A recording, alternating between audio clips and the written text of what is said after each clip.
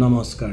আজি প্ৰভুৰ বচন লৈ আহিলোঁ জাকুব নবীয়ে লিখা কিতাপ 4 অধ্যায়ৰ মই 13 পদৰ পৰা চাওঁ। আমি আশা আকাংক্ষা কৰোঁ বিভিন্ন ধৰণৰ আমি কামবিলাক কৰিবলৈ আমাৰ আঁচনি থাকে, সেইবিলাক আমি কেনেকৈনো ভাবিব লাগে তাৰ ওপৰত। এতিয়া চোৱাচোন, তোমালোকে বলা আজি বা কাইলৈ আমি আমুক নগৰলৈ গৈ তাতে এবছৰ থাকি বেহা বেপাৰ কৰি আমি লাভ কৰিম। কাইলৈ কি ঘটিব তাক তোমালোকে নাজানা। কিয়নো এখন্তেক দেখা পোৱা হৈ পাছত দেখা নোপোৱা যি ভাৱ তোমালোক মাথোন ভাৱস্বৰূপ।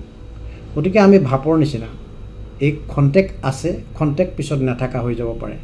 গতিকে আমি গৰ্বীভাৱে আমি যিকোনো কথাবিলাক ক'ব নালাগে। কেনেকৈ ক'ব লাগে প্ৰভুৱে আমাক ক'ব। এতিয়া 15 আয়াতটো আমি চাওঁ। তাৰ সলনি বৰং এই কথা কোৱা, প্ৰভুৰ ইচ্ছা হ'লে আমি জীয়াই থাকি এই কৰ্ম কৰিম, আমি সেই কৰ্ম কৰিম। ধন্যবাদ, থেংক ইউ।